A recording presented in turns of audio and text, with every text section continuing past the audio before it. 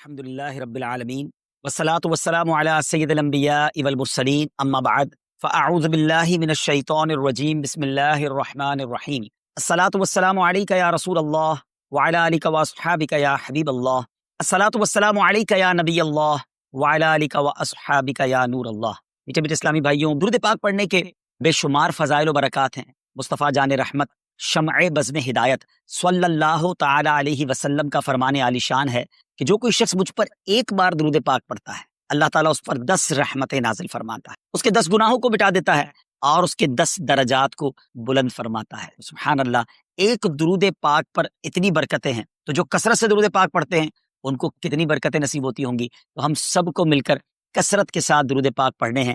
آئیے مل کر محبت کے ساتھ بآواز بلند درود پاک پڑھ لیں۔ صلو علی الحبیب صلی اللہ تعالی علی محمد صلی اللہ علیہ وسلم۔ میٹھے میٹھے اسلامی بھائیو، آج جو ہمارا بیان کا موضوع ہے کہ رمضان کا استقبال کیسے کیا جائے، رمضان کی پریپریشن کیسے کی جائے۔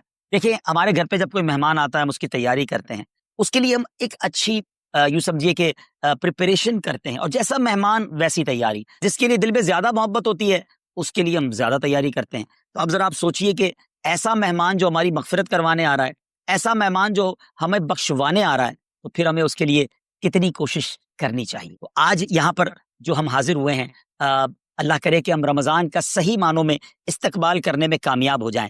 رمضان اللہ کا احسان ہے۔ رمضان کی اہمیت کو سمجھنے کے لیے یہی کافی ہے کہ پیارے آقا علیہ الصلوۃ والسلام فرماتے ہیں کہ اگر میری امت کو معلوم ہوتا کہ رمضان کیا ہے تو وہ تمنا کرتے کہ سارا سال ہی رمضان ہو۔ سبحان اللہ۔ مولا علی شیر خدا کرم اللہ تعالی وجہ الکریم کا یہ قول کتنا نرالا ہے۔ آپ فرماتے ہیں اگر اللہ تبارک و تعالیٰ کو اس امت کو عذاب دینا ہوتا تو اس امت کو رمضان اور سورہ اخلاص عطا نہ فرماتا۔ اس کا مطلب کیا ہوا کہ یہ بخشوانے، عذاب سے بچانے کے لیے آ رہا ہے، رحمتیں برسانے کے لیے آ رہا ہے۔ کاروباری لوگ بھی مجھے سن رہے ہوں گے، جس علاقے میں جس اسٹور پر کوئی ڈسکاؤنٹ ہوتا ہے، کوئی اسکیم ہوتی ہے، فائدہ ہوتا ہے، ہم ادھر پہنچ جاتے ہیں۔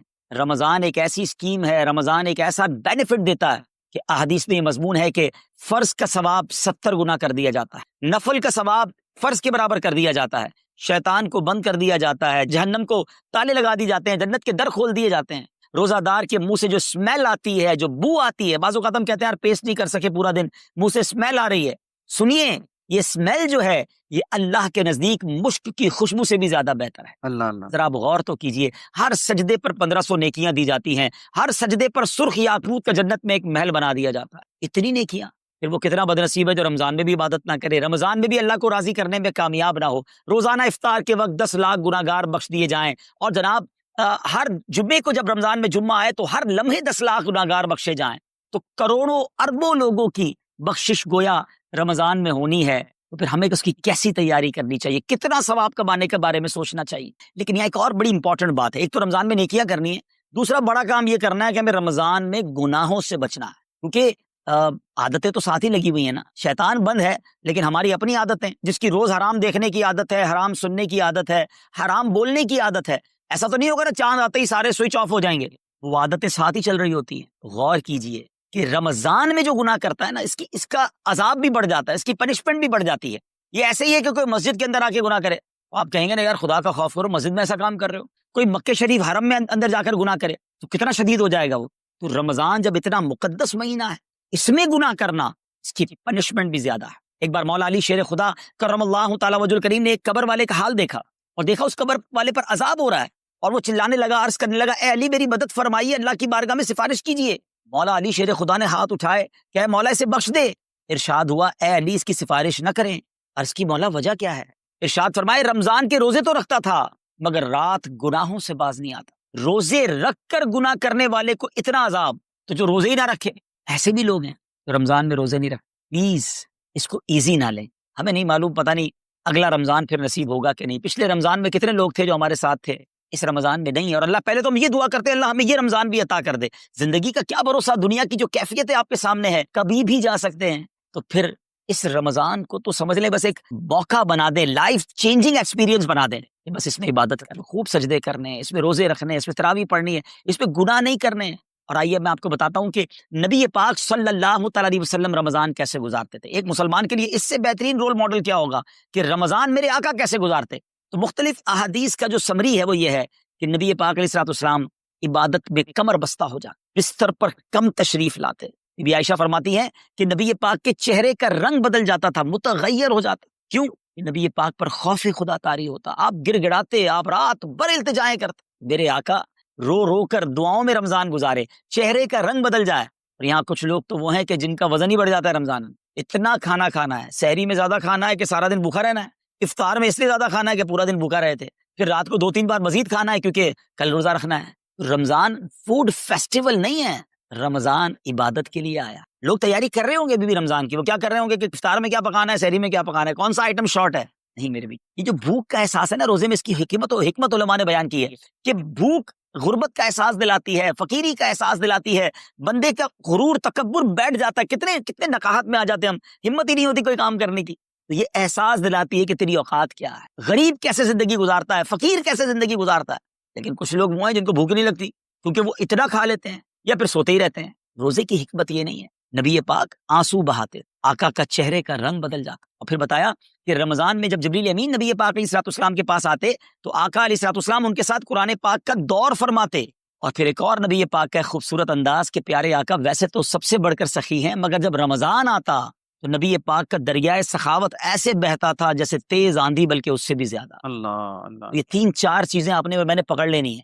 آقا علیہ الصلوۃ والسلام کے پیچھے پیچھے جانا نا جنت میں، ہم نے بھی یہ کام کر۔ یہ راتیں مانگنے کی راتیں، التجا کرنے کی راتیں، سجدے کرنے کی راتیں، ہمیں تہجد بھی پڑھنی ہے، ہمیں انشاءاللہ نوافل بھی پڑھنے ہیں، اور کم از کم قرآن ایک بار تو پورا انڈرسٹینڈ تو کریں نا۔ تلاوت، ترجمہ، تفسیر کب کریں گے؟ بڑی بڑی ڈگریاں ہیں، بڑے بڑے پاسپورٹ اور جناب بہت سارا سرمایہ ہے، مگر ایک بار بھی قرآن پورا ترجمے اور تفسیر سے نہیں پڑھا ہوگا۔ بہت سارے لوگ ایسے ہیں، ذرا سوچئے نا۔ اچھا، یہ مہینہ نزول قرآن کا مہینہ ہے، رمضان اور قرآن کو جو خاص نسبت حاصل ہے نا، تو اس مہینے میں قرآن کو پکڑ لے۔ ہائے ہائے، اللہ کرے رمضان قرآن کے ساتھ گزرے، ہماری صبح قرآن کے ساتھ ہو، ہماری شام قرآن کے ساتھ، ہم قرآن سمجھنے والے بن جائیں۔ اچھا، میں ایک اور بات بتاؤں، آپ مہینہ کتنا پیارا، صرف اس مہینے میں قرآن نازل نہیں ہوا، باقی بھی جو 3 آسمانی کتابیں ہیں نا، زبور، انجیل، توریت، یہ بھی رمضان میں ہی نازل ہوئی ہیں۔ اللہ کریم نے ان تمام مبارک کتابوں کو نازل کرنے کے لیے رمضان کا مہینہ منتخب فرمایا۔ اتنا مبارک مہینہ ہے، تو ہمیں خوب اس میں تلاوت قرآن کرنی۔ اور اب دعوت اسلامی نے کتنا آسان کر دیا، تفسیر قرآن عطا فرما دی، صراط الجنان آسان اردو میں، اور پھر جناب اس کو اپلیکیشن پر بھی دے دیا، اس کے PDF بھی جاری کر دیے، ڈاؤن لوڈ کر لیں موبائل میں۔ اب تو آڈیو تفسیر قرآن بھی آپ کو دے دی، اگر پھر بھی سنیں نہ، پڑھیں نہ، قرآن سے دور رہیں تو یہ ٹھیک نہیں ہے۔ پلیز اس رمضان کو قرآن کے ساتھ گزاریں۔ اور پھر جو نبی پاک کا جو سخاوت والا انداز ہے نا، صدقہ و خیرات کرنا، ہر سائل کو عطا فرماتے، تو یہ بھی ہمارا ایٹیٹیوڈ ہونا چاہیے کہ خوب دل کھول کر خرچ کریں۔ سب سے پہلے اپنی پوری زکوٰۃ ادا کریں۔ یہ اتنی بڑی اب بدقسمتی ہوتی جا رہی ہے، ایسا فیل ہوتا ہے دنیا بھر کے تاجران اور لوگوں سے جب ہم ملتے ہیں کہ جس طرح رمضان کے علاوہ بہت تھوڑی تعداد میں مسلمان نماز پڑھتے ہیں نا 5 ٹائم، ایسا لگتا ہے اب زکوٰۃ بھی بہت کم لوگ ہی دیتے، پوری زکوٰۃ نہیں دیتے، اندازے سے نکال دی، کیلکولیشن کرتے نہیں ہیں۔ اور یہ بھی فیلنگز آتی ہیں کہ زکوٰۃ جتنی بڑھتی جاتی ہے نا، ہزاروں میں جس کی زکوٰۃ ہے وہ دے دیتا ہے، لاکھوں والا بھی شاید دے دیتا ہے، لیکن جب زکوٰۃ ہی کروڑوں میں پہنچ جاتی ہے نا، تو پھر یہ دل پر بھار پڑنا لگ جاتا ہے، ڈیفیکلٹ لگنا شروع ہو جاتی ہے۔ بندہ یہ کیوں نہیں سوچتا کہ اگر اللہ پاک نے مجھ پر لاکھوں میں زکوٰۃ ہے، تو اللہ نے کروڑوں دیے تو لاکھوں میں زکوٰۃ ہے، اگر کروڑوں میں زکوٰۃ ہے تو اربوں ہے تو کروڑوں میں زکوٰۃ ہے نا۔ زکوٰۃ کتنی ہے؟ ضروریات زندگی کی تمام چیزوں سے فارغ ہونے کے بعد جو مال تجارت، سونا چاندی، کیش یا پرائز بانڈ، یہ جو اس کی تفصیلات ہیں، اس پر 2.5% ہے۔ میں ایک اور لاجک سے آپ کو بات سمجھاؤں، اگر اس لاجک سے سمجھیں تو زکوٰۃ تو 1-1.5% بنتی ہے۔ وہ کیسے؟ ہم سب کے گھر نکل گئے، اس پہ زکوٰۃ نہیں ہے، ہماری گاڑیاں نکل گئیں، اس پہ زکوٰۃ نہیں ہے، جن کی فیکٹریاں ہیں وہ فیکٹریاں بھی مائنس کر دی گئیں، جن کی دکانیں ہیں وہ دکانیں بھی مائنس ہو گئیں۔ اچھا جناب، اس کے علاوہ اگر کرائے پہ کچھ پراپرٹی دی ہوئی ہے اس پر زکوٰۃ نہیں ہے۔ اگر ان سب پر زکوٰۃ ہوتی، یعنی جو کچھ میرے پاس ہے ان سب پر ہوتی، تو کتنی زیادہ ہو جاتی، اور اتنی ساری چیزیں نکل گئیں، پھر تو اگر ٹوٹل پر لگائے تو 1-1.5% ہی بنتا ہے۔ اب جب سب کچھ نکالنے کے بعد تھوڑے سے مال پر 2.5% ہے، اور بھی سال میں ایک بار ہے، اس کو بھاری نہ سمجھیں، یہ بربادی ہے جو زکوٰۃ نہیں دیتے۔ یاد رکھیے گا، حدیث پاک کا مضمون ہے کہ یہ مال کا میل ہے، جس مال سے مل جائے اس مال کو بھی برباد کر دیتا ہے۔ بربادیاں آتی ہیں، بے سکونیاں آتی ہیں، بیماریاں آتی ہیں، اور آگے جو دے دیتا ہے سبحان اللہ، اس کے بارے میں حدیث پاک میں آتا ہے کہ اپنی زکوٰۃ دے کر اپنے مالوں کو مضبوط قلعوں میں قید کر لو، اپنے مال کو سیکیور کریں۔ لوگ کہتے ہیں انشورنس ہونی چاہیے، آگ نہ لگ جائے، چوری نہ ہو جائے، ڈوب نہ جائے۔ اللہ کے حبیب علیہ الصلوۃ والسلام فرماتے ہیں، اس کا مضمون ہے کہ جب بندہ اللہ کی راہ میں خرچ کرتا ہے نا، تو وہ صدقہ بندے کے ہاتھ سے نکل کر اللہ کے دستے قدرت میں چلا جاتا ہے، اور اللہ کریم تمہارے صدقوں کو پالتا ہے جس طرح تم اپنے جانور کے بچوں کو پالتے ہو۔ بچہ ہوتا ہے نا جانور کا، بڑا ہو جاتا ہے، فرمایا بندہ کھجور کا صدقہ دے گا اللہ پہاڑ جتنا عطا فرمائے، اس دن بھی ملے گا اور ملٹیپلائی ہو کر ملے گا۔ اچھا جو ادھر خرچ کیا ادھر کیا ملے گا؟ ادھر بھی نبی پاک علیہ الصلوۃ والسلام فرماتے ہیں جس کا مضمون ہے میں قسم کھا کر کہتا ہوں، یعنی نبی پاک تو جو فرمائے حق ہے، اس حدیث میں تو آقا علیہ الصلوۃ والسلام قسم اٹھا رہے ہیں کہ میں قسم کھا کر کہتا ہوں کہ اللہ کی راہ میں خرچ کرنے سے مال کم نہیں ہوتا، نہ ادھر کم ہونا ہے اور ادھر بھی ملنا ہے، تو پھر تو سودا اب کتنا نفع والا ہے۔ اور یہ آپ چیک کر لیں پوری دنیا میں جہاں مجھے سنا جا رہا ہے کہ جو لوگ پوری زکوٰۃ دیتے ہیں نا ان کا مال ملٹیپلائی ہوتا ہے، اگلے سال زیادہ زکوٰۃ دے رہے ہوتے ہیں۔ زیادہ زکوٰۃ کیسے ہو گئی؟ کیونکہ مال بھی بڑھ گیا، تو ادھر بھی بینیفٹ ہے ادھر بھی بینیفٹ ہے، نقصان کا سودا ہی نہیں ہے۔ پھر چاہتے ہو بلاؤں سے بچ جائیں تو روایتوں کا مضمون ہے کہ صدقہ بلا اور بندے کے بیچ میں آ جاتا ہے، بلا اترتی ہے صدقہ روک لیتا ہے، لڑائی کرتا ہے اس سے، اور بندے پر بلائیں اور پرابلمز اور ڈیفیکلٹیز آنے سے اسے روکتا ہے۔ اگر چاہتے ہیں کہ برائیوں کے دروازے بند رہیں، چاہتے ہیں کہ بری موت سے بچیں، چاہتے ہیں کہ رزق میں اضافہ ہو، چاہتے ہیں کہ بلاؤں سے بچیں، ادھر بھی مال میں اضافہ ہو ادھر بھی خزانے ملیں، تو اللہ کی راہ میں دل کھول کر خرچ کریں۔ اور یہ مہینہ it's the right month for generosity, یہ بہترین مہینہ ہے سخاوت کرنے کا، کیونکہ نبی پاک کا یہ انداز تھا کہ رمضان میں خوب سخاوت فرماتے، تو غریبوں کی مدد کریں، ایسی مدد کریں کہ چہروں پہ مسکراہٹیں آ جائیں، لوگوں کے دسترخوان اچھے ہو جائیں، ان کے گھروں میں بھی کچھ اچھے کھانے پہنچ جائیں۔ اور اس میں سب سے بہترین طریقہ یہ ہے کہ اپنے غریب رشتہ داروں کو آپ مدد کریں، اگر وہ مستحق ہے نا زکوٰۃ کے، تو حق ہے کہ سب سے پہلے اپنے غریب رشتہ داروں پہ، پھر زکوٰۃ بچ جائے۔ عاشقان رسول کی عظیم الشان بڑی تحریک دعوت اسلامی آپ کے سامنے ہے، جو دین متین کی خدمت کر رہی ہے۔ جامعۃ المدینہ ہیں، مدرسے ہیں، بچے اور بچیاں عالم بن رہے ہیں، عالمہ بن رہے ہیں، حافظ بن رہے ہیں، ناظرہ قرآن، اور ان سے کوئی فیس بھی نہیں لی جا رہی۔ ہزاروں بچے فری آف کاسٹ ہمارے پاس ایکوموڈیشن رکھے ہوئے ہیں، جن کو کھانا پینا رہنا دعوت اسلامی نے دینا ہے۔ آپ ذرا سوچئے یہ امت کی کتنی بڑی خدمت ہے کہ علماء دینا، حافظ قرآن، مسجدوں کے امام یہاں سے پروڈیوس ہوتے ہیں۔ اور پھر آگے چلیں تو دعوت اسلامی نے اسلامک میڈیم اسکول بنائے دارالمدینہ، پھر سال کی 600 کے قریب مسجد دعوت اسلامی بناتی ہے۔ میڈیا کے ذریعے جو بے حیائی پھیلائی جا رہی تھی، تو مدری چینل اردو، پھر مدری چینل انگلش، پھر مدری چینل بنگلہ۔ اب بچے مذہبی پروگرام اتنا غور سے نہیں دیکھتے تھے، وہ اپنے بچوں کے آئٹمز دیکھنا چاہتے تھے، تو گناہوں بھرے کارٹونز اور پروگرام سے اور پوئمز سے چھڑانے کے لیے Islamic poems, Islamic cartoons, Islamic بچوں کے پروگرام، تاکہ بچے بھی جو ہے وہ الحمدللہ بچے رہیں۔ اور اب اس کی کیا زبردست پاپولیرٹی ہے کہ آپ کڈز مدری چینل کے یوٹیوب چینل پہ جائیں، ہمارا ایک ایک کلپ 10 ملین 12 ملینز میں دیکھا جا رہا ہے۔ تو کون دیکھ رہا ہے؟ وہ بچے جو گناہوں بھرے کارٹونز دیکھتے تھے، اب الحمدللہ اللہ رسول کی باتیں وہاں سن رہے ہیں۔ پھر آگے چلیں تو دعوت اسلامی جناب یہ دینی کاموں کے ساتھ ساتھ جو ویلفیئر کے کام کر رہی ہے، غریب مسلمانوں کی امداد کا کام، زلزلے اور سیلاب زدگان کی ریسکیو کرنے کا کام، گونگے بہرے نابینا اور معذور افراد کی ریہیبلیٹیشن کا کام، تھیلیسیمیا کے مریضوں کو خون دینے کا کام، 26 لاکھ مسلمانوں کو دنیا بھر میں راشن، کھانا، پانی صرف اس ایک سال میں دعوت اسلامی نے پہنچایا۔ تو یہ کمال کی آرگنائزیشن ہے۔ دیکھیں آپ دنیا کی بہت ساری NGOs کو جانتے ہوں گے، کوئی مدرسے چلاتا ہے تو مدرسے ہی چلاتا ہے، کوئی مسجد بناتا ہے تو مسجد ہی بناتا ہے، کوئی کھانا کھلاتا ہے تو کھانا ہی کھلاتا ہے، کوئی جناب غریبوں کی مدد تو وہی کام، کوئی ہاسپٹل تو ہاسپٹل۔ دعوت اسلامی ان ون امبریلا اتنے ساری ڈائیورسٹی کے ساتھ جو دین کی خدمت کر رہی ہے، دنیا میں اس کی مثال نہیں ملتی ہے۔ لاکھوں لوگوں کو دین بھی سکھایا جا رہا ہے، غیر مسلموں کو مسلمان بھی بنایا جا رہا ہے، بے عملوں کو با عمل بنایا جا رہا ہے، بے پردہ خواتین کو با پردہ بنایا جا رہا ہے، بے نمازیوں کو نمازی بنایا جا رہا ہے، ماں باپ کے نافرمان فرما بردار ہو رہے ہیں، شراب اور نشے کے عادی چھوڑ کر نمازی بن رہے ہیں، تو جہاں مریض ہیں ان کو خون بھی دیا جا رہا ہے، گھر میں بیٹھ کر میڈیا کے ذریعے اور سوشل میڈیا کے ذریعے لوگوں تک دین پہنچایا جا رہا ہے۔ تو یہ کمال کی ڈائیورسٹی ہے۔ تو میں تو سچ بتاؤں یہ جملہ کہا کرتا ہوں کہ میرے اور آپ کے پیسوں کا نصیب ہے کہ وہ دعوت اسلامی میں لگ جائے، تو یا آپ آگے بڑھیے اور دین کے اس کام میں مزید حصہ ملائیے۔ خاص طور پہ فار ایسٹ میں آپ دیکھ لیں، کوریا میں، ہانگ کانگ میں، اور جناب یہ سری لنکا میں، تھائی لینڈ میں، ملیشیا میں، کتنے جاپان میں، کتنے ملکوں میں دعوت اسلامی کام کر رہی ہے اپنی اپنی بساط کے مطابق۔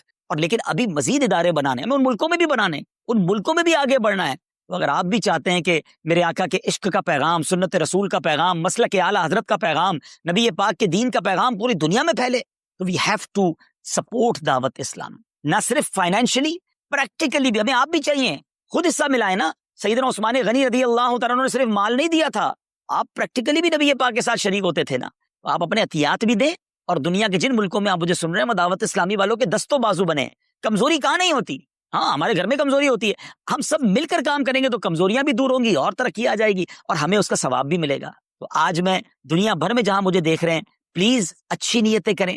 اچھا ایک بات اور سن لے، ہم بعض اوقات کیا سوچتے ہیں کہ ہمارے ملک کا خرچہ مثال کے طور پہ $20,000 ہے، وہ ہم لوگوں نے کر لیا، اب اور چندے کی کیا ضرورت ہے؟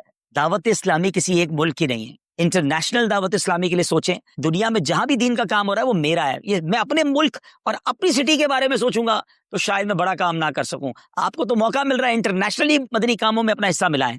دعوت اسلامی کو دل کھول کر سپورٹ کریں. ہم انشاءاللہ جتنے احتیاط بڑھیں گے انشاءاللہ مزید مدنی کام بڑھانے کا ارادہ رکھتے ہیں. اللہ کریم اپنی بارگاہ میں ہم سب کا جمع ہونا قبول فرمائے اور دل کھول کر خرچ کرنا نصیب فرمائے اور اس رمضان کو ہماری مغفرت کا ذریعہ بنا دے. اس رمضان کو نبی پاک علیہ الصلوۃ والسلام کے نقش قدم کے مطابق چل کر گزارنے کی توفیق عطا فرمائے. صلو علی الحبیب صلی اللہ تعالی علی محمد صلی اللہ علیہ وسلم. سورہ کوثر.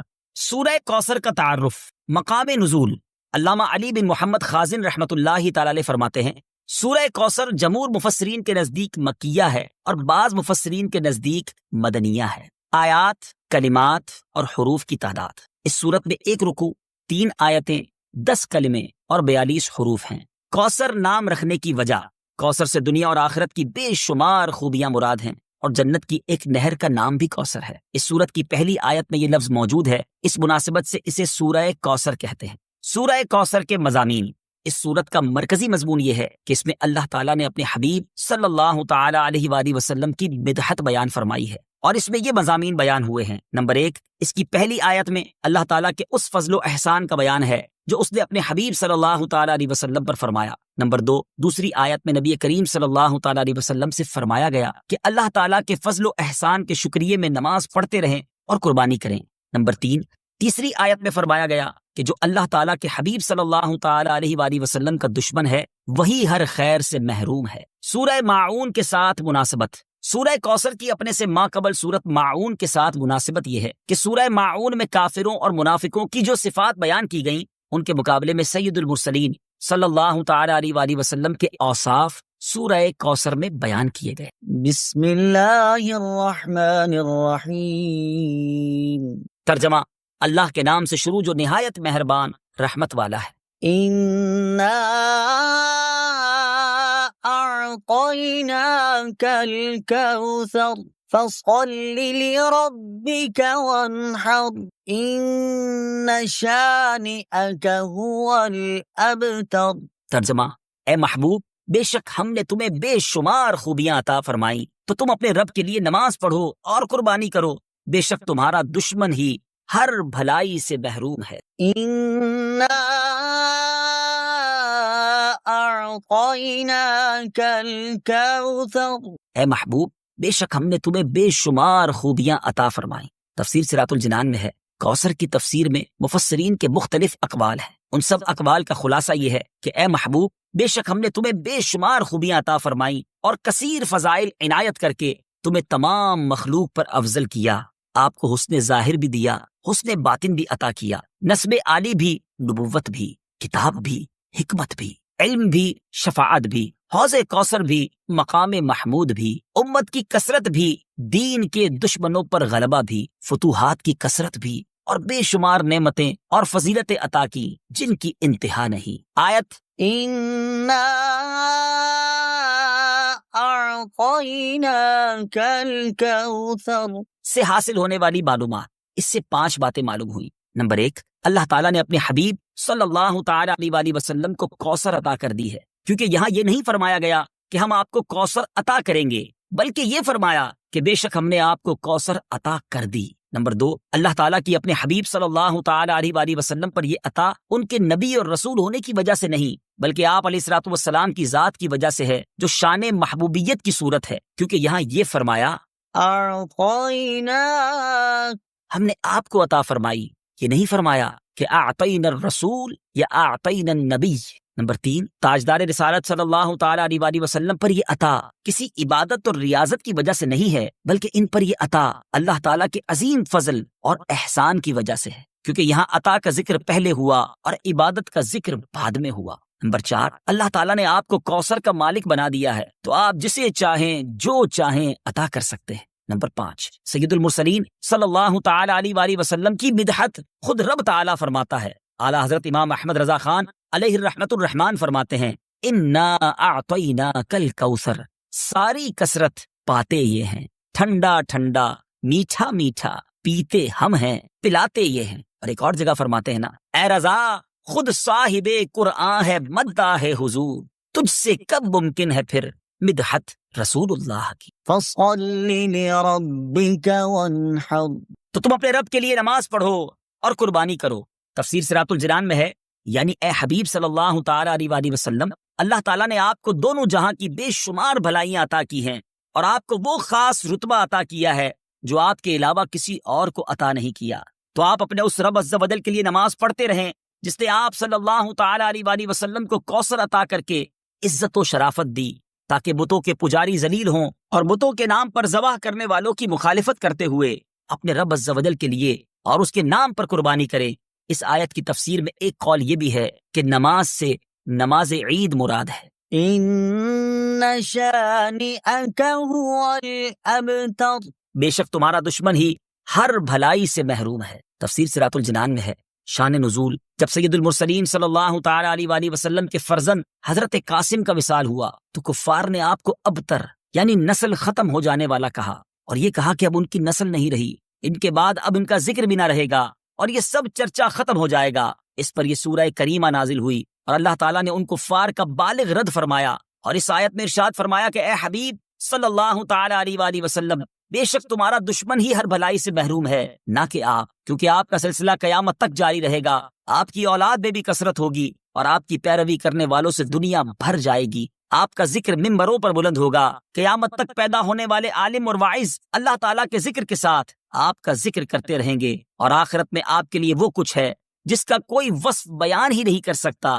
تو جس کی یہ شان ہے وہ ابتر کہاں ہوا، بے نام و نشان اور ہر بھلائی سے محروم تو آپ کے دشمن ہیں۔ اعلیٰ حضرت امام احمد رضا خان رحمۃ اللہ تعالی علیہ اس صورت کی تفسیر بیان کرتے ہوئے فرماتے ہیں، عاص بن وائل شقی نے جو صاحبزادہ سید المرسلین صلی اللہ تعالی علیہ وآلہ وسلم کے انتقال پرملال پر حضور کو ابتر یعنی نسل بریدہ کہا، حق تعالی نے فرمایا انا اعطیناک الکوثر، بے شک ہم نے تمہیں خیر کثیر عطا فرمائی کہ اولاد سے نام چلنے کو تمہاری رفعت ذکر سے کیا نسبت۔ کروڑوں صاحب اولاد گزرے جن کا نام تک کوئی نہیں جانتا، اور تمہاری ثنا کا ڈنکا تو قیامت تک اکناف عالم اور اطراف جہاں میں بجے گا، اور تمہارے نام نامی کا خطبہ ہمیشہ ہمیشہ اطباق فلک آفاق زمین میں پڑھا جائے گا۔ پھر اولاد بھی تمہیں وہ نفیس و طیب عطا ہوگی جن کی بقا سے بقائے عالم مربوط رہے گی۔ اس کے سوا تمام مسلمان تمہارے بال بچے ہیں،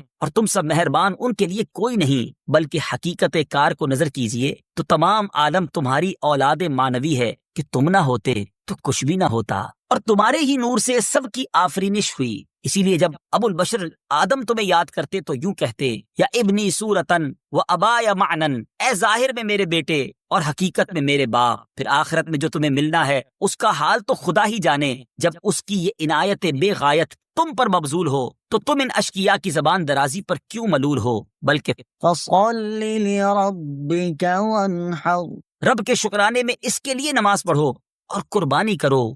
ان شانئک هو الابتر، جو تمہارا دشمن ہے وہی نسل بریدہ ہے کہ جن بیٹوں پر اسے ناز ہے، یعنی عمرو و حشام رضی اللہ تعالی عنہما، وہی اس کے دشمن ہو جائیں گے، اور تمہارے دین حق میں آ کر بوجہ اختلاف دین اس کی نسل سے جدا ہو کر تمہارے دینی بیٹوں میں شمار کیے جائیں گے۔ پھر آدمی بے نسل ہوتا تو یہی صحیح کے نام نہ چلتا، اس سے نام بد کا باقی رہنا ہزار درجے بدتر ہے۔ تمہارے دشمن کا ناپاک نام ہمیشہ بدی و نفرین کے ساتھ لیا جائے گا، اور روز قیامت ان گستاخیوں کی پوری سزا پائے گا۔ والعیاذ باللہ تعالی۔ اس سے معلوم ہوا کہ حضور پر نور صلی اللہ تعالی علیہ وآلہ وسلم کا اللہ تعالیٰ کی بارگاہ میں مقام اتنا بلند ہے کہ ان کے گستاخ کو اس کی گستاخی کا جواب خود رب تعالیٰ دیتا ہے۔ سچی بات سکھاتے یہ ہیں، سیدھی راہ چلاتے یہ ہیں، سچے نبی کا غلام کیسے جھوٹا ہو سکتا ہے؟ اور اتنا سخت عذاب ہے جھوٹ بولنے والے کے بارے میں۔ نبی پاک علیہ الصلوۃ والسلام کو شب معراج ایک شخص دکھایا گیا کہ جس کو فرشتے اس کے ایک گال پر، کبھی آپ ڈینٹسٹ کے پاس گئے؟ ڈینٹسٹ جب کسی کی داڑھ وغیرہ میں کوئی علاج کرتا ہے نا تو منہ کو کھولتا ہے زیادہ، جب زیادہ منہ کھلتا ہے تو بہت درد ہوتا ہے، جبڑے بھی درد ہونا شروع ہو جاتے ہیں۔ نبی پاک فرماتے ایک زنبور ہوگا، لوہے کا ہک کہہ لے، ایک بندے کے گال میں ڈالا گیا اور اس کو چیرتے ہوئے فرشتے گدی تک لے گئے، دوبارہ ادھر آیا فرشتہ اور یہ والا گال بھی چیرتے ہوئے گدی تک لے گیا، جب یہ والا گال گدی تک لے گیا تو یہ ٹھیک ہو گیا، یہ دوبارہ کام شروع ہو گیا، ایک کے بعد ایک کنٹینیو عذاب ہو رہا ہے۔ نبی پاک نے کوشچن کیا کہ یہ کون ہے، اس شخص کو یہ عذاب کیوں ہو رہا ہے؟ کا حضور یہ جھوٹ بولنے والے جو دنیا میں جھوٹ بولتے تھے، کیوں جھوٹ بولتے؟ نبی پاک علیہ الصلوۃ والسلام فرماتے جب بندہ جھوٹ بولتا ہے نا تو اس کی منہ سے ایک ایسی بدبو نکلتی ہے کہ اس منہ سے فرشتہ 1 میل دور چلا جاتا ہے۔ اب مجھے کئی لوگ ملتے ہیں، آپ کو بھی ملتے ہوں گے، یار مزہ نہیں ہے طبیعت میں، گھر میں برکت نہیں ہے، کاروبار ٹھیک نہیں ہے، جو دیکھو بیمار ہے، ٹینشن بڑی ہے، گھر میں لڑائی جھگڑے بڑے ہیں۔ میں آپ سے پوچھتا ہوں آپ کے گھر میں رحمت کے فرشتے کیسے آئیں گے؟ آپ جھوٹ بول بول بول کر رحمت کے فرشتے دور کر دیے۔ خدا را سمجھیے، جھوٹ اللہ کو سخت ناپسند ہے۔ مسلمان کیسے جھوٹا ہو سکتا ہے؟ اس کو منافق کی نشانی کہا گیا۔ اپنی زبان سے اگر جنت حاصل کرنی ہے تو اس زبان کو جھوٹ سے بچانا ہو۔ اور اسی جھوٹ کا ایک اور عجیب و غریب کانسیپٹ اب کیا آ گیا ہے کہ اب جوکس بنانے، جب سے سوشل میڈیا آیا ہے ہماری نوجوان نسل کو تو پاگل کر کے رکھ دیا ہے۔ سارا ٹائم ہمارا جناب سوشل میڈیا میں جا رہا ہے۔ اب کیا ہو گیا، میرے وہ بھائی جو اب پتہ نہیں وہ ٹک ٹاک بناتے ہیں، اب پرینک کا زمانہ آ گیا ہے کہ جناب کسی کے ساتھ پرینک کریں گے، تھوڑا مزہ آئے گا، اس کو ستائیں گے، اس کے ساتھ کوئی ایسا جھوٹ بولیں گے۔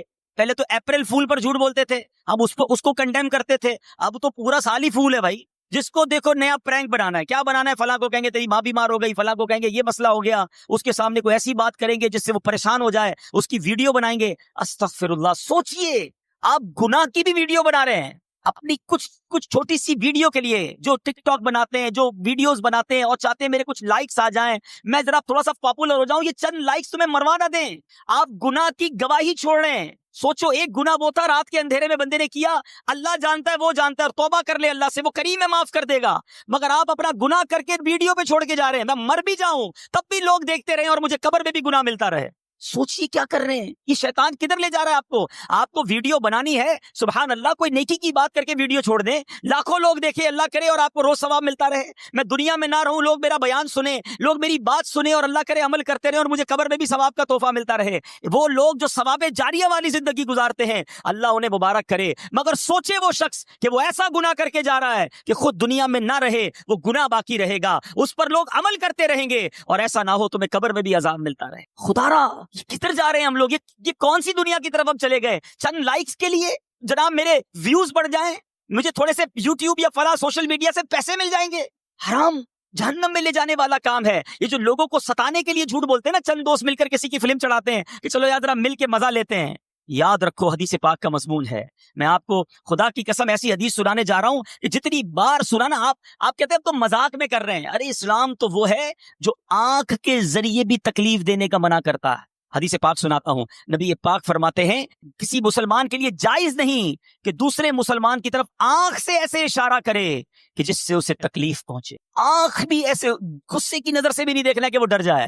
ادھر تو گالیاں دیتے ہیں، ہاتھا پائی کرتے ہیں، چھوٹی چھوٹی بات پر لڑائی کرتے ہیں، بتاؤں گا میں کون ہوں، پتہ نہیں میں کتنا سینئر طالب علم ہوں، پتہ نہیں میرا کیا عہدہ ہے، میں کس خاندان سے تعلق رکھتا ہوں، میرے پیچھے کون ہے تجھے معلوم نہیں، میرے تعلق کدھر تک ہے۔ ارے ٹھیک ہے تم آج پاورفل ہو، کوئی تمہارا بگاڑ نہیں سکتا، جو منہ میں آتا ہے تم کہتے ہو، جیسا آتا ہے ظلم کرتے ہو، مگر یاد رکھنا قیامت کا دن ہوگا، مظلوم کا ہاتھ ہوگا اور ظالم کا گریبان ہوگا، اللہ تعالیٰ مظلوم کے ساتھ ہوگا۔ یہاں جو کرنا ہے کر لو، رب کی بارگاہ میں تمہاری نہیں چلے گی، اور ادھر پیسے دے کر جان نہیں چھوٹے گی، ادھر نیکیاں دینی پڑیں گی۔ تم نے نمازیں پڑھی ہوں گی، تمہاری نمازیں کوئی لے جائے گا، تمہارے روزے کوئی لے جائے گا، اور اگر عبادتیں نہ ہوئی تو سامنے والے کے گناہ تمہارے سر ڈالے جائیں گے۔ وہ حدیث تو بچپن سے سنی ہے نا کہ مسلمان وہ ہے، حدیث پاک کا مضمون ہے، جس کی زبان ہاتھ سے دوسرا مسلمان محفوظ رہے۔ مگر بتاؤ نا جب ہم سے کون محفوظ ہے؟ یہ جو مذاق کرتے ہیں میں ان کو حدیث سنانا چاہتا ہوں، اللہ کرے ان لوگوں تک پہنچے کہ جو لوگوں کا پرانک بنا کر، لوگوں کے ساتھ مذاق کر کے کچھ انجوائمنٹ کر رہے ہوتے ہیں۔ حدیث پاک ہے، سنو، نبی پاک علیہ الصلوۃ والسلام فرماتے ہیں کہ قیامت کا دن ہوگا اور مذاق اڑانے والوں کو بلایا جائے گا جنت کی طرف کہ آؤ جنت کے دروازے میں آ جاؤ۔ وہ لوگ بھاگتے ہوئے جنت کے دروازے کی طرف جب پہنچیں گے، وہ دروازہ بند کر دیا جائے۔ یہی کرتے تھے نا، لوگوں کو بلا کر دروازے بند کر دینا، ان کا مذاق اڑانا۔ قیامت کے دن انہیں جنت کی طرف بلایا جائے گا، وہ قریب پہنچیں گے تو دروازہ بند کر دیا جائے گا۔ پھر نبی پاک فرماتے جب دوبارہ بلایا جائے گا نا تو نا امیدی کے مارے وہ جنت کی طرف نہیں آئیں گے۔ آج لوگوں کا مذاق اڑانے والوں کا اگر قیامت میں یہ حال ہوا تو کیا بنے گا؟ نہ پہنچائے تکلیف، نہیں چاہیے مجھے لائکس، نہیں چاہیے میری پاپولیرٹی کہ میں کسی کو تکلیف دے کر مشہور ہو جاؤں، کسی کا مذاق اڑا کر میرے دوست خوش ہو جائیں۔ اللہ کو راضی کرنے کی فکر کرو۔ میں بہت ساری باتیں زبان کے حوالے سے کر سکتا ہوں مگر ایک لمیٹڈ ٹائم ہے بیان کا، میں صرف ہائی لائٹ کرنا چاہتا ہوں۔ Try to understand. یہ زبان حدیث پاک میں نے آپ کو سنائی ہے کہ نبی پاک نے گارنٹی دی ہے جو اپنی زبان اور شرمگاہ کی مجھے گارنٹی دے، میں اسے جنت کی گارنٹی دیتا ہوں۔ یہ زبان اچھی استعمال کرو، اللہ نے یہ زبان اتنی بڑی نعمت دی ہے، میں نے ابھی آپ کو ذکر کروایا نا، کتنا کما لیا آپ نے۔ تلاوت قرآن کریں اس زبان سے، اس زبان سے ذکر اللہ کریں، اس زبان سے درود پڑھیں، اس زبان سے اچھی بات کریں، اس زبان سے کسی سے ہمدردی کی بات کر لیں، کسی کے دل میں خوشی داخل کر لیں۔ بندہ کہنے یار میں تو غریب آدمی ہوں، میں کسی کے دل میں کیسے خوشی داخل کر دوں؟ نہیں جناب، آپ مسکرا کر بھی خوش کر سکتے ہیں کسی کو، پیار سے مل کر، گرم جوشی سے مل کر خوش کر سکتے ہیں، آپ کسی کے ہمدردی کے دو بول کر خوش کر سکتے ہیں۔ مگر ادھر تو ہر کوئی دل توڑنے کے لیے تیار ہے، لڑنے کے لیے تیار ہے، everybody ready to fight. خدارا نرم ہو جائیں، شفیق ہو جائیں، جنت میں جانا ہے نا تو کچھ تو احتیاط کر رہی ہوگی نا۔ دعوت اسلامی میں ایک بڑا پیارا نعرہ لگایا جاتا ہے، وہ کیا ہے؟ پہلے تولو بعد میں بولو۔ ہم بول کے تول رہے ہوتے ہیں، یار کیا بول دیا، پتہ نہیں کیا ہوگا، اب استاد صاحب تو ناراض ہو جائیں گے، لگتا ہے پروفیسر صاحب بالکل ناراض ہو جائیں گے، لگتا ہے فلاں رشتہ دار تو اب میرے سے بالکل مخالف ہو جائے گا، ارے وہ پارٹنر تو لگتا ہے پارٹنرشپ ختم ہی کر دے گا، میں نے پتہ نہیں کیا بول دیا۔ بھائی بولنے سے پہلے سوچنا تھا نا، بولنے کے بعد پچھتا رہے۔ اللہ کرے اس زبان کا صحیح استعمال، اس زبان سے غیبت نہ کریں، اس زبان سے دل آزاری نہ کریں، اس زبان سے فحش باتیں نہ کریں، گندی باتیں نہ کریں، اس زبان کو اچھے استعمال میں لائیں، انشاءاللہ یہی زبان آپ کو جنت میں پہنچا دے گی۔ وہ پنجابی شاعر کتنی پیاری بات لکھتے ہیں، زبان، آنکھیں، دل ان گندے کاموں کے لیے اللہ نے نہیں دی ہے، اللہ نے کیوں دیا ہے؟ سبحان اللہ، وہ کہتے ہیں دل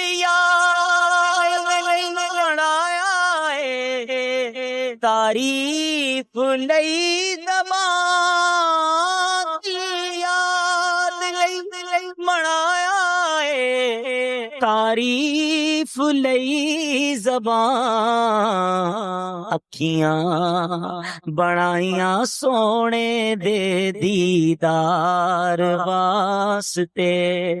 اللہ نے ان کاموں کے لیے دل، زبان اور آنکھیں دی، گندی چیزیں دیکھنے کے لیے آنکھیں تھوڑی دی ہیں، ان آنکھوں سے مدینہ نہیں دیکھنا۔ عاشق رسول تو تمنا کرتا ہے کہ میرے خواب میں نبی پاک کی زیارت ہو جائے، تو جس کو نبی پاک کو دیکھنا ہے وہ گندی چیزیں کیسے دیکھ رہا ہے؟ ناپاک آنکھوں سے پھر آقا کا زیارت کیسے کرے گا؟ آنکھوں کو بچائیں حرام سے، زبان کو بچائیں حرام سے، کان کو بچائیں حرام سے۔ یقین کریں یہ آنکھیں اور کان، اب میں آتا ہوں دوسرے ٹاپک کی طرف۔ یہ دوسرا ٹاپک کیا ہے؟ کہ شرمگاہ کو حرام سے بچانا ہے۔ یہ جو انسان بدکاری اور بے حیائی کی طرف جاتا ہے نا، یہ فوراً نہیں چلا جاتا۔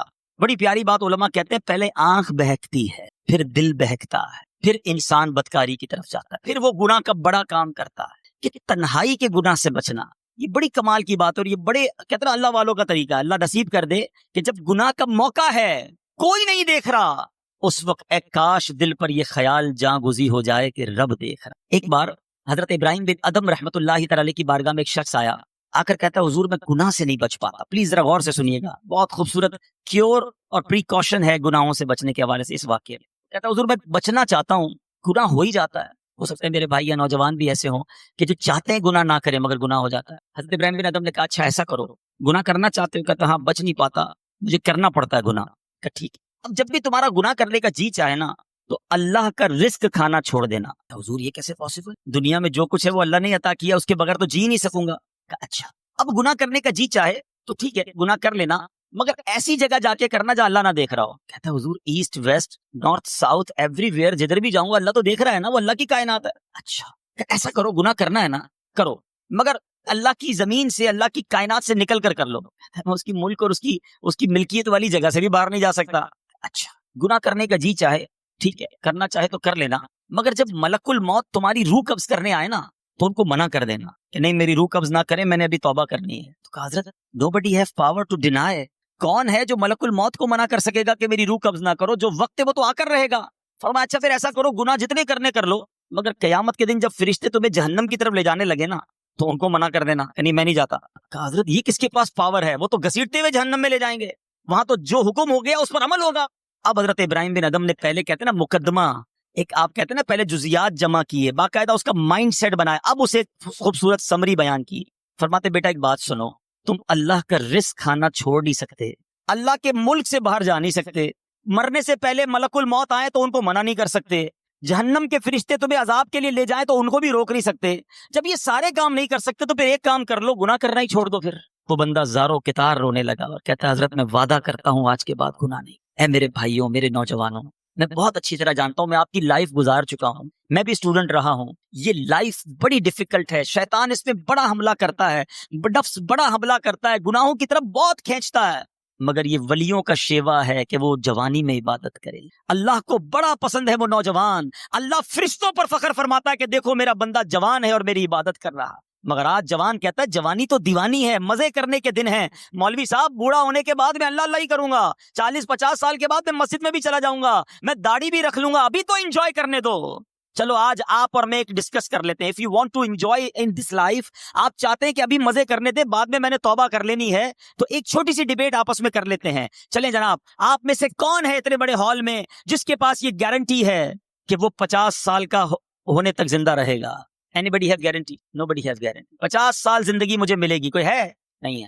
چلیں ایسا کوئی بھائی بیٹھا ہو جو بتائے جو 1 سال میں زندہ رہوں گا.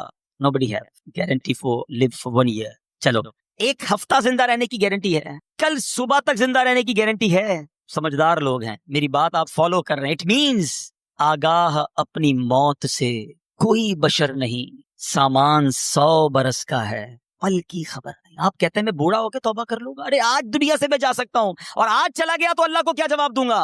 حرام کرتے ہوئے، شراب پیتے ہوئے، بدکاریاں کرتے ہوئے، گرل فرینڈ اور بوائے فرینڈ بنا کر حرام باتیں کرتے ہوئے کدھر جاؤ گے؟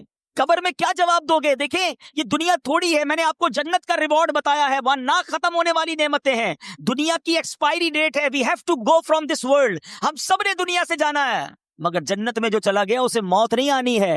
ہم فیہا خالدون. قرآن کا وعدہ ہے کہ ہمیشہ ہمیشہ جنت میں رہیں گے.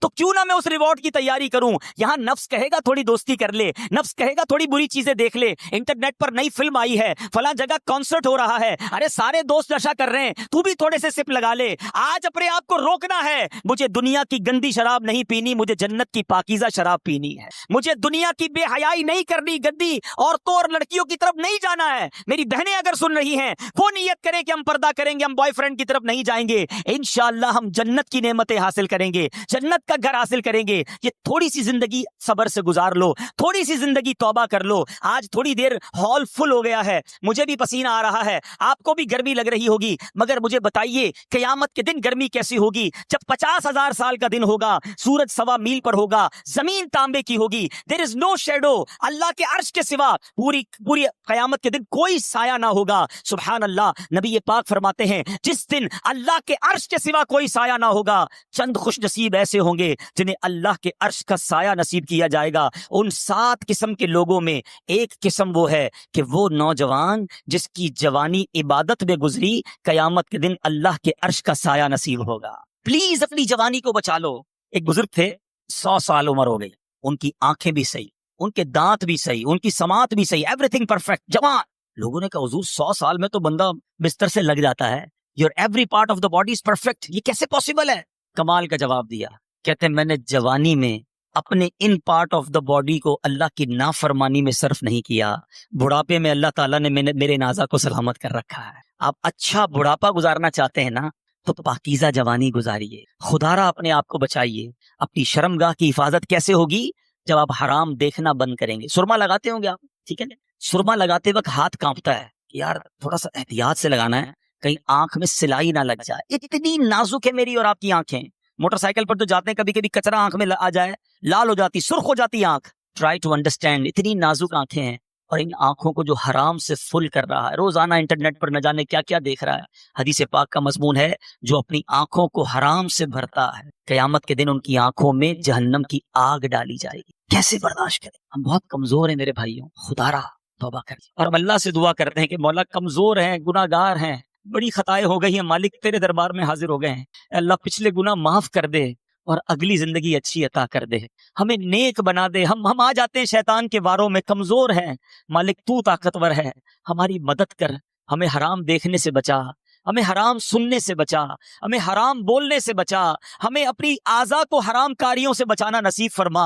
اور جن خوش نصیبوں کو نبی پاک نے جنت کی گارنٹی دی ہے، اے اللہ ان خوش نصیبوں میں ہمیں بھی شامل فرما لے. یہ بدکاری کتنا برا گناہ ہے. یہ جو لوگ حرام کاری کی طرف جاتے ہیں تھوڑی سی انجوائمنٹ کے لیے، ایسے پروگرامز میں جانا جو آپ کا دل اس طرف لے جائیں حرام کاری کی طرف، ہمیں پہلے پریکاشن کرنی ہوگی کہ تاکہ ہم اس طرف نہ جائیں اور اپنے آپ کو بچا لیں. تو آج میرا میسج یہی ہے، آج میرا پیغام یہی ہے کہ خدا را اپنی زبان کی حفاظت کریں، اپنی آنکھوں کی حفاظت کریں، اپنی پاکیزگی کی حفاظت کریں، نہ جائیں حرام کاریوں کی طرف. اب اس میں بہت بڑا پرابلم پتہ ہے کیا ہے؟ یہ باتیں سن کر ہو سکتا ہے، آئی ایم ناٹ شیور کہ سب کا ذہن بن رہا ہو، مگر ایسے سعادت مند بھی ہوں گے جن کا یہ ذہن بن رہا ہوگا کہ یہ ٹھیک بات کر رہے ہیں، مجھے اکیلے قبر میں جانا ہے اور اپنی کرنی کا جواب اکیلے ہی دینا ہے۔ اب اگر مجھے اپنی قبر روشن کرنی ہے تو مجھے ان گناہوں سے بچنا ہوگا۔ یاد رکھو، جس طرح فیوچر برائٹ کے بارے میں سوچتے ہو نا کہ برائٹ فیوچر ہو جائے، کبھی برائٹ گریو کے بارے میں سوچا میری قبر بھی برائٹ ہو جائے؟ کیونکہ قبر دو طرح کی ہوگی، there are only 2 types of graves۔ رسول اللہ صلی اللہ علیہ وسلم فرماتے قبر 2 طرح کی ہوتی ہے، حدیث پاک کا مضمون ہے، یا تو جنت کا باغ یا دوزخ کا گھڑا۔ Now it's up to you which type of grave you like to live۔ کتنے سال قیامت تک کے لیے اس قبر میں رہو گے اور کیسے رہو گے؟ جہنم کے گھڑے میں، سانپ اور بچھوؤں میں، یا جنت کے باغ میں؟ یہ آپ نے ڈیسائیڈ کرنا ہے۔ اب پرابلم کیا ہے کہ اس طرح کی سپیچز، اس طرح کے پروگرامز دل پر اثر کرتے ہیں، مگر جب یہاں سے فارغ ہوں گے تو وہی دوست ہیں، وہی گیدرنگ ہے، یار چھوڑو یار، مولوی صاحب تو ڈرانے والی باتیں کر رہے تھے، پھر چلتے انجوائے کرتے ہیں۔ اب بندہ کہ یار میں ذرا نماز پڑھنے جا رہا ہوں، ارے کیا مولوی ہو گیا ہے، بار بار نماز پڑھ رہا ہے۔ ایسے دوست جو ہے نا وہ میں نیک نہیں بننے۔ اگر آپ کا یہ ذہن بن گیا ہے کہ میں نے نیک بننا ہے، اللہ کو راضی کر کے جنت میں جانا ہے، آپ پڑھائی کے لیے کیا کرتے ہیں؟ کیا آپ نے اگر اچھے مارکس لینے ہیں تو ان ڈل دوستوں کے ساتھ بیٹھتے ہیں جو پڑھتے نہیں ہیں، یا آپ ان لوگوں کو ڈھونڈتے ہیں جو پڑھاکو ہوتے ہیں، جن کے پاس نوٹس بنے ہوئے ہوتے ہیں کہ یار ان کے ساتھ بیٹھوں گا تو اچھی سبق کی تیاری ہو جائے گی، یہ اچھے اسٹوڈنٹ سے میں بھی اچھا بن جاؤں گا۔ دنیا میں جب آپ کو یہ پتا ہے کہ اچھوں کی صحبت اچھا بناتی ہے، تو اگر آخرت کی تیاری کرنی ہے نا میرے بھائیوں، میرے اسلامی بھائیوں، تو آپ کو نیکوں کی صحبت اختیار کرنی ہے۔ وہ دوست کس کام کے جو نماز پڑھنے پر میرا مذاق ہو رہا ہے؟ مجھے تو وہ دوست چاہیے کہ میں نماز کے لیے نہ جاؤں تو مجھے یاد دلائے کہ بھائی چل دونوں بھائی نماز پڑھتے ہیں، جنت میں جانا ہے۔ خدا را ایسی کمپنی ڈھونڈو، اس کمپنی سے اپنے آپ کو بچائیے۔ اچھے کی صحبت تجھے اچھا بنائے گی، برے کی صحبت تجھے برا بنا دے، تو خدا را اچھوں کی صحبت تلاش کیجیے۔ آج کے دور میں بہت بڑی نعمت دعوت اسلامی کا ماحول ہے، جو ہمیں ایسے دوست دیتا ہے جو ہمیں آخرت کی یاد دلا۔ احادیث کا مضمون ہے دوست وہ ہوتا ہے جسے دیکھ کر خدا یاد آ جائے۔ بتائیے کوئی ایسا دوست ہے ہمارے پاس جس کو دیکھ کر خدا یاد آ جائے؟ ہمارے دوستوں کو دیکھ کر تو سنیما یاد آتا ہے، کانسرٹ یاد آتا ہے، عجیب و غریب باتیں یاد آتی ہیں۔ ایسے دوست کس کام کے جو نہ دنیا میں میرے کام آئے اور مرنے کے بعد میری قبر پر آ کر فاتحہ بھی نہ پڑھ سکیں۔ ہم نے دیکھا ہے کہ کسی کا جنازہ ہو تو دوست باہر کھڑے ہوتے ہیں، لوگ کہیں یار آپ جنازہ پڑھیں، کہتے ہیں یار ہمیں تو پڑھنا ہی نہیں آتا۔ ایسے دوست کس کام کے جو میرا جنازہ نہ پڑھ سکیں؟ اللہ کرے میرے ایسے دوستوں کہ مجھے سنت کے مطابق غسل دیں، کفن دیں، مجھے قبر میں اتاریں اور نمازیں پڑھ پڑھ کے مجھے ایصال ثواب کرتے رہے۔ تو خدا را میرے میٹھے اسلامی بھائیوں، جس طرح دنیا کی ترقی کے لیے، دنیا کے ریوارڈ کے لیے آپ اسٹرگل کر رہے ہیں، جنت کے لیے بھی اسٹرگل شروع کر دیجئے، اچھی کمپنی اختیار کیجئے۔